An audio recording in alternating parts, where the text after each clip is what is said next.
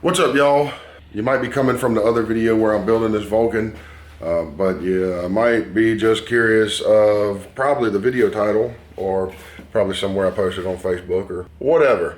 Anyway, probably the reason you're here is to try to figure out the easiest way to put a 21-inch front wheel on a Vulcan Classic 1500. So believe it or not, there is a very easy way to do this. And this is gonna be a very short video. So if you like it, check out some of my other videos. This bike here, I got something interesting going on with it. I'm gonna turn it into you ready? A club style bike. Don't hate, I have Harleys, I have an FXR, but you know, these bikes are overlooked and I wanna bring some light to it. But that's not what this video is about. What it's about is putting a 21-inch front wheel on this bike. A lot of people, I guess, don't like the look of this big fat front wheel. Some do, some don't, but I see a lot of people putting Harley wheels on here. And on top of that, a lot of them are spoked Harley wheels. And that requires you to do all kind of stuff with your spacers and your spacing your brake caliper and everything else. So in like no time, you can have it done for a fraction of the cost in as long as it takes you to pull this wheel, change some bearings and put another wheel on. And the way that you do that, go get you a Vulcan 800 front wheel, a VN 800A, any year, it don't matter. You see what happens is motorcycle companies, a lot of automotive companies in general, they don't want to have to sit there and for every model of motorcycle or car, whatever they make a completely new line of parts. So what they'll do is they'll often reuse stuff. In this case, it's the hub and brake. On the Classic now, on the Nomad, you're not going to be able to do it like this unless you ditch one of your brakes because you got dual brakes. So on the Classic, you don't have dual front brakes. So neither does the Vulcan 800. All you have to do, go get on eBay or wherever and go get you a Vulcan 800 front rim. Whenever you do this, there's a bunch of videos. I'll go over it briefly. I'm actually about to put one that I already have set up on this bike for the video that I'm making at the same time as this, where I am building this bike. If you know how to change wheel bearings, you can do this. All you have to do, are you ready for this? It's a lot of work. All you gotta do is take Vulcan Classic wheel bearings and the little center tube and put all that in the Vulcan 800 rim hub. I know, rocket science, right? So the reason for that is because this hub is exactly identical to the one on the 800, but that puts you a 21-inch front wheel on your Vulcan. Mine, I'll put a picture up right here. So that is actually this bike here. You can see it's still purple and it still says Kawasaki on the side with the diamond cutting. If you want to know how to do this, I got a video on that too. Looks pretty cool. I'm gonna change it, do something a little bit different, and I'll also have a video on that, but I'll put a link to it at the end of the video. Anyway, whenever I made that bike like that, this is the wheel I had on it. And I have a bunch of Vulcans. I have 1500s and 800s. I love the bikes. They're very, very good bikes, very reliable bikes. They sound awesome. They run forever. There's a lot you can do with them. So I got to looking at one of the wheels that I had for the 800. And I was looking at this hub. And I was like, man, that hub and that brake rotor, they look almost identical to the 1500. What I did was I took some measurements. I measured through here, the size of the inside of the hub where the bearing sits in there. Same with the dust seals. And then across it from the outside of here to the outside where the brake rotor would mount.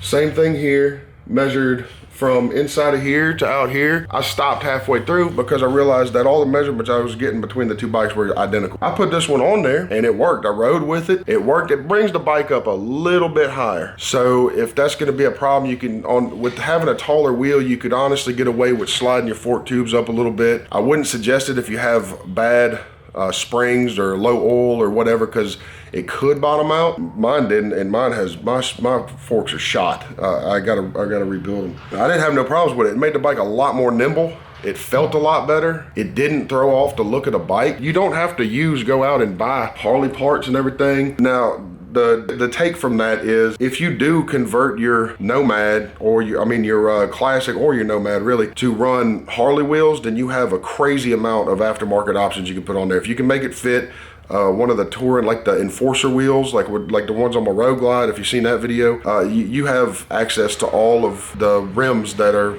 for that bike. The only thing is your rear, because Harley doesn't use differentials and drive shafts and all that. Spoked wheel, use a Vulcan 800 front rim that mounts right up. Your brake spacing is perfect.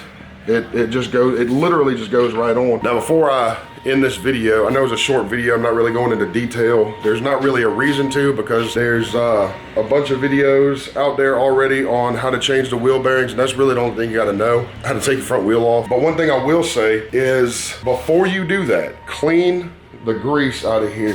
Let me pick this thing up so I can kind of show you better. Put it on the Vulcan. All right. I'm gonna paint it anyway, so don't freak out. The Vulcan, I mean, laying on a paint job, see? That's what I do for a living. It's cool being able to just destroy stuff whenever you paint motorcycles for a living. Anyway, so I'll flip this thing around right quick. I can't remember if it's both sides or one side, but before you go trying to get these wheel bearings out of here, you need to take this dust cover off, clean it really well with brake parts cleaner or something else, because inside of there is a big snap ring. I don't know why, because the bearing is pressed down in there, and you can't really see it from here. I'm not pulling that dust seal. Like I said, I'm just about to put this on the bike. I'll probably show a video of what it is afterwards, or maybe while I'm doing it or whatever. But anyway, this hub inside of there on the top side of the bearing, like I said, I can't remember if it's both sides or if it's just one, but there's a snap ring, and it's a big snap ring. You're gonna need a good set of snap ring pliers, preferably ones that can go straight down, and it compresses, and then you pull it out. Don't let that thing fly off. It's big and it's under a lot of pressure, so be careful with it. And then whenever you put your bearings back in, put it in. I'll give a disclaimer, I didn't put mine back in. I'm not really worried about it. It's kind of a redundant safety feature, and mine was fine. No problems, the bearings are seated perfectly in there.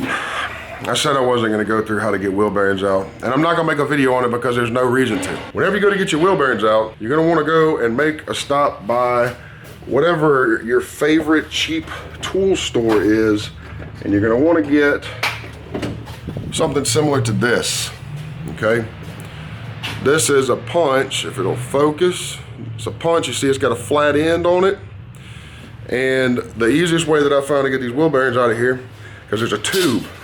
Now, my tube isn't in the middle of there because I forgot to put it back in, and I wasn't really worried about it. You wanna get one of these. Once you remove the snap rings, you wanna take this and get you a good hammer. That tube, you're gonna have a little bit of play back and forth. You're just gonna barely be able to hit. Now on the other side, the opposite side, so if I'm on this side, I'm demonstrating this in a way where you'd be popping out the bearing on the other side. You're barely gonna be able to hit it just like that. You're probably gonna get one or two little pops on it. And then you wanna move to the other side, and then top, and then bottom, back where you were, and work like that. And you'll slowly work it out of there. And once you have that one out of there, the rest is easy. Now, if you're gonna do this, don't use, because you're gonna have to take the bearings out of the Vulcan the same way. Don't reuse those bearings, because you don't know if beating them out of there, if you damaged them, or if you messed them up, or if you burred them or whatever, and you don't wanna be going down the road and have wheel bearing go out and it starts smoking and coming apart and everything else, and then you try to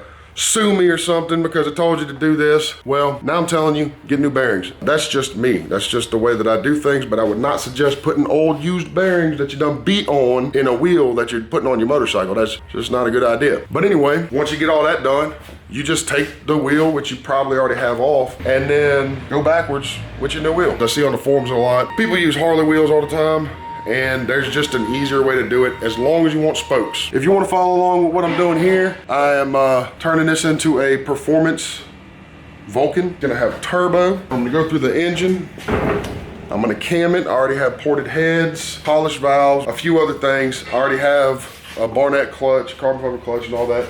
I just put on some progressives in the rear. I have progressives for the front that whenever, I gotta get the wheel on there first so that I can set the height whenever I rebuild the forks, because I don't want it to be kicked up kind of crazy or anything like that. And I'm gonna do a couple other pretty cool things. Like I said, the turbo being probably the coolest. Anyway, I got all these bikes that I'm gonna be building. So if you like watching some dude that talks too much and sounds like a hillbilly in an old dingy shop, go ahead and subscribe to my channel and leave in the comments your ideas or what you like or don't like. Whatever else, man, go ahead and give it a thumbs up, and I'll see y'all later on.